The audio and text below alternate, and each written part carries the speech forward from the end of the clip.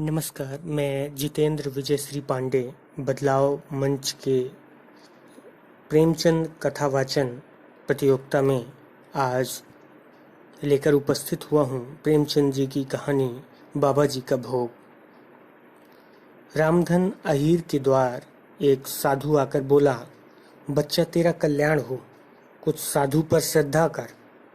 रामधन ने जाकर स्त्री से कहा, साधु द्वार पर आए हैं, उन्हें कुछ दे दे। स्त्री बर्तन मांज रही थी और इस घोर चिंता में मग्न थी कि आज भोजन क्या बनेगा। घर में अनाज का एक दाना भी न था। चैत का महीना था, किंतु यहाँ दोपहर ही को अंधकार छा गया था। उपज सारी की सारी खलिहान से उठ गई।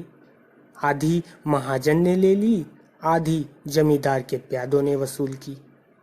भूसा बेचा तो व्यापारी से गला छूटा, बस थोड़ी सी गांठ अपने हिस्से में आई। उसी को पीट पीट कर एक मन भर दाना निकला था। किसी तरह चैत महीना पार हुआ। अब आगे क्या होगा? क्या बैल खाएंगे, क्या घर के प्राणी खाएंगे, यह ईश्वर ही जाने। पर द्वार पर साधु आ गया है, उसे निराश कैसे लौटाए? अपने दिल में क्या कहेगा?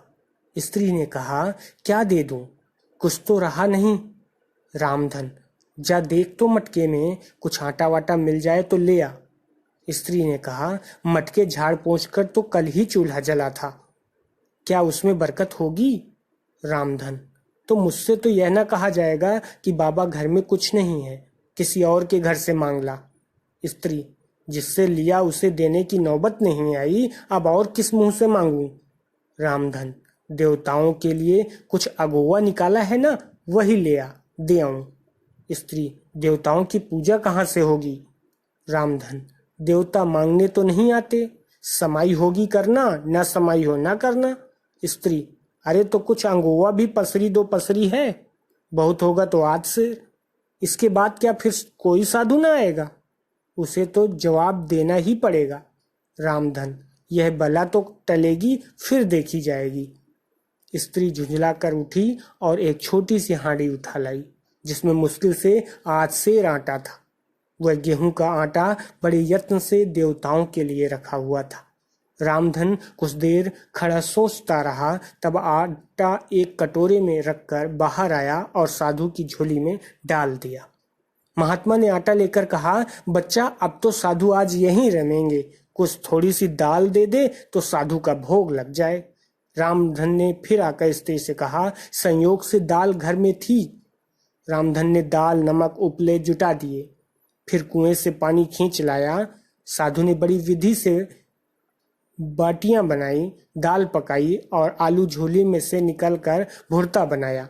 जब सब सामग्री तैयार हो गई तो रामधन से बोले, बच्चा भगवान के भोग के लिए कौड़ी भर घी चाहिए, रसोई पवित्र ना होगी तो भोग कैसे लगेगा? रामधन, बाबा जी घी तो घर में ना होगा। साधु, बच्चा भगवान का दिया तेरे पास बहुत है, ऐसी बातें ना कह। रामधन, महाराज मेरे गाय भैंस कुछ भी नहीं है, जाकर मालकिन से कहो तो। रामधन ने जाकर स्त्री से कहा, घी मांगते हैं। मांगने को भीख, पर घी बिना कौर नहीं धंसता। स्त्री, तो इसी दाल में से थोड़ी लेकर बनिए के यहाँ से ला दो। जब सब किया है तो इतने के लिए उन्हें नाराज करते हो? घी आ गया। साधु जी ने ठाकुर जी को की पिंडी निकाली, घंटी बजाई और भोग लगाने